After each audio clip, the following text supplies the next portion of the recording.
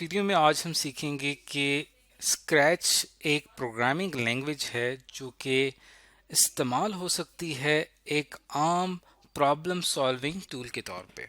हम जानते हैं कि कंप्यूटर प्रोग्रामिंग एक तरह से आपकी मदद करती है प्रॉब्लम सॉल्विंग में, लेकिन प्रॉब्लम सॉल्विंग करने के लिए आपको कंप्यूटर प्रोग्रामिंग सीखनी पड़ती है और वैसे एडवांस कंप्यूटर प्रोग्रामिंग सीखना काफ़ी मुश्किल है।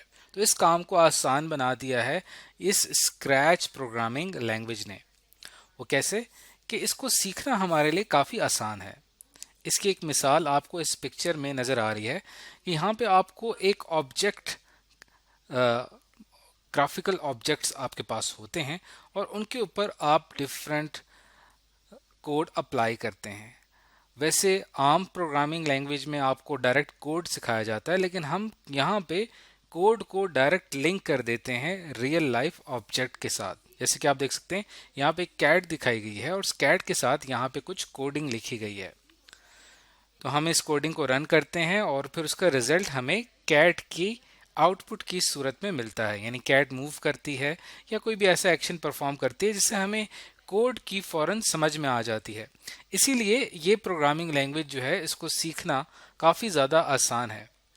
यानी कहा जा सकता है कि ये एक प्रोग्रामिंग टूल के तौर पे बहुत अच्छे से इस्तेमाल की जा सकती है। ये जो स्क्रैच है इसे block based visual programming language भी कहा जाता है। वो इसलिए क्योंकि इसके अंदर डिफरेंट ब्लॉक्स होते हैं, कोड होते हैं, और उन कोड्स को, डिफरेंट ब्लॉक्स को हम आपस में जोड़ के हम एक विजुअल यानी कि एक तस्वीरी खाका बना सकते हैं, जिससे प्रोग्रामिंग को समझना आसान हो जाता है। इसे डेवलप किया था MIT ने, जो कि एक अमेरिकन यूनिवर्सिटी है, 2003 में। और इसे आप आसानी के साथ बिल्कुल फ्रीली इस्तेमाल कर सकते हैं अपने विंडोज़ में, या अगर आप लिनक्स ऑपरेटिंग सिस्टम इस्तेमाल कर रहे हैं उसमें, या आप मैकबुक अगर इस्तेमाल कर रहे हैं तो वहाँ पे आप इसे आसानी के साथ इस्तेमाल कर सकते हैं। अब हमें चूंकि इसका एक तारुफ समझ में आ चुका है, अब हम क्या करते हैं, इसका यूज़र इंटरफेस समझने की कोशिश करते हैं। यानी कि इसे जब हम इस्तेमाल करेंगे तो हमें अच्छी तरह से पता होना चाहिए कि इसका इंटरफेस यानी इसके सामने की शक्ल किस तरह की है। स्क्रैच प्रोग्रामिंग लैंग्वेज में तीन अहम सेक्शंस होते हैं। एक जिसे हम स्टेज एरिया कहते हैं, एक जिसे ब्लॉक पैलेट कहा जाता है, और एक जिसे कोडिंग एरिया कहा जाता है। लेकिन इस तीनों चीज़ों को समझने के लिए पहले हमें जाना पड़ेगा स्क्रैच के यूज़र इंटरफेस की तरफ। तो सबसे पहले तो आपने चले जाना है google.com पे और यहाँ पे आप सर्च करेंगे स्क्रैच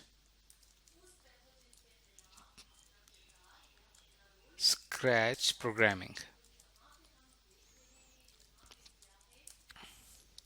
जैसे आप उसको सर्च करेंगे तो MIT की ऑफिशियल वेबसाइट जो इसके लिए बनाई गई है, scratch.mit.edu, ये ओपन हो जाए, ये आपके सामने आएगी। इसके ऊपर आप क्लिक करेंगे तो ये वेबसाइट ओपन हो जाएगी। अब जैसे ही ये वेबसाइट ओपन होती है तो ये वेबसाइट के ऊपर आप डायरेक्ट ज्वाइन कर सकते हैं, या आप चाहें तो इस पर साइन इन करके अपना अकाउंट बना सकते हैं।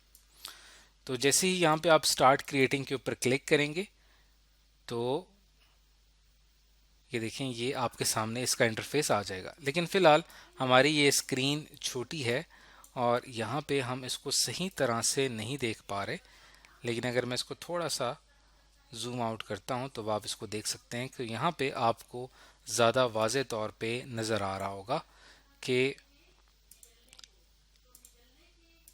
ये देखें, ये इसका एक इंटरफेस है। इस इंटरफेस में जो आपको ये कैट एरिया नज़र आ रहा है, अभी हमने थोड़ी देर पहले जो बात की, ये हमारा कहलाता है स्टेज एरिया। यानी जो कुछ भी आप कोड करेंगे वो आपको इस कैट वाले एरिया पे उसका आउटपुट नज़र आएगा। इसे स्टेज एरिया कहा जाता है। उसके बिल्कुल लेफ्ट साइड पे यहाँ पे कुछ ब्लॉक्स आपको नज़र आ रहे हैं। इन्हीं ब्लॉक्स को की मदद से आप प्रोग्रामिंग करते हैं। इन्हें कहा जाता है ब्लॉक पैलेट। तो स्टेज एरिया और ब्लॉक पैलेट के हमें समझ में आ गया, और बिल्कुल सेंटर में यहाँ पे ये हमारा कोडिंग एरिया कहलाता है। यानी जो भी हमने कोड करना होता है हम वो यहाँ पे करते हैं। अब यहाँ पे हम कोड टाइप नहीं करते, इसकी अच्छी बात यह है, इसी वजह से ये आसान लैंग्वेज है। यहाँ पे आपने सिंपल क्या करना होता है कि यहाँ से आपने ब्लॉक को क्लिक करके, लेफ्ट क्लिक करके यहाँ से आपने ड्रैग करना है। अब देखिए यहाँ पे जैसे आप उसको ड्रैग करेंगे, उसके बाद फिर आपने अगला जो भी आप इंस्ट्रक्शन या जो ब्लॉक आप लाना चाहते हैं वो आप यहाँ पे ड्रैग करके करेंगे तो वो पिछले वाले कमांड के साथ इस तरह से जुड़ जाएगा। तो इस तरह से यहाँ बहुत सारी कमांड्स हैं, मुख्तलिफ किस्म के कोड्स हैं, ब्लॉक्स हैं, इनको हम आगे की वीडियो में बहुत तफसील से पढ़ेंगे। फिलहाल हम इतना जान लें कि स्क्रैच प्रोग्रामिंग को हम ऑनलाइन कैसे इस्तेमाल कर सकते हैं। अब ऑनलाइन इस्तेमाल करने का तरीका तो आपको समझ में आ गया है, लेकिन इसके लिए आपके पास इंटरनेट का होना बहुत ज़्यादा ज़रूरी है। तो क्यों ना आप यहाँ पे एक ऐसा तरीका अप्लाई करें कि आप स्क्रैच को डाउनलोड कर लें। स्क्रैच डाउनलोड करने का तरीका ये है कि वापस यहाँ पे मैं google.com पे आऊँगा और यहाँ पे आप लिखेंगे स्क्रैच और यहाँ पे आप लिखेंगे डाउनलोड फॉर पीसी। तो ऑफलाइन एडिटर इसका आ जाएगा। जैसे ही मैं इसके ऊपर क्लिक करूंगा, ऑफलाइन यानी इंटरनेट के बगैर आप इसको इस्तेमाल कर पाएंगे। तो डाउनलोड का यहाँ पे ऑप्शन मौजूद होता है। जैसे ही आप डाउनलोड के ऊपर यहाँ पे क्लिक करेंगे तो इसकी डाउनलोडिंग स्टार्ट हो जाएगी और विंडोज़ 10 के लिए ये बिल्कुल सूटेबल है। आजकल जो विंडोज़ का लेटेस्ट वर्जन आया हुआ है, तो आप इसको आसानी से यहाँ से डाउनलोड कर सकेंगे। तो हमने दोनों तरीके देख लिए, ऑफलाइन और ऑनलाइन। अब हमने इसका एक ऑफलाइन वर्जन डाउनलोड करके रखा हुआ है, जो कि हम आपको इससे आगे की वीडियो में जो कुछ भी सिखाएंगे वो ऑफलाइन वर्जन में सिखाएंगे।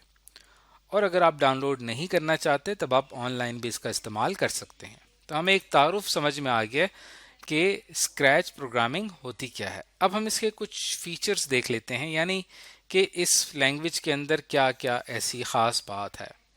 तो अगर फीचर्स की बात की जाए तो इसके अंदर सबसे इम्पॉर्टेंट फीचर आ जाता है इसका कि ये इवेंट ड्रिवन प्रोग्रामिंग है। यानी आप इसके अंदर इवेंट क्रिएट करते हैं, जैसे मूव 10 स्टेप्स, ये एक इवेंट है।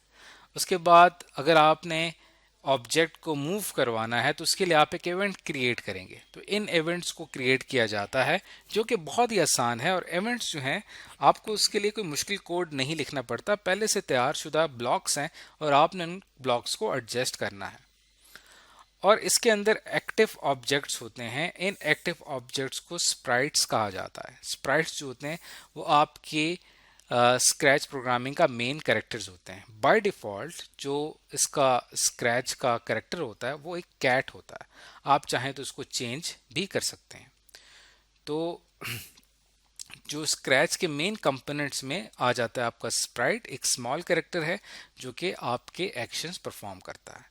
इसके आगे की वीडियो हम देखेंगे कि हम स्प्राइट और मज़ीद कौन से स्प्राइट्स ऐड कर सकते हैं, इन स्प्राइट में एनिमेशंस कैसे की जाती है, इन ब्लॉक्स पे प्रोग्रामिंग कैसे की जाती है। इसे हम अपने ऑफलाइन वर्जन में सीखेंगे। तो ये चूँकि एक तारुफी वीडियो थी, ताकि आपको एक तारुफ समझ में आ जाए कि स्क्रैच एक प्रॉब्लम सॉल्विंग टूल के तौर पे, यानी कि एक प्रोग्रामिंग टूल के तौर पे सामने आया है और बच्चों के लिए इसको सीखना निहायत ही आसान है।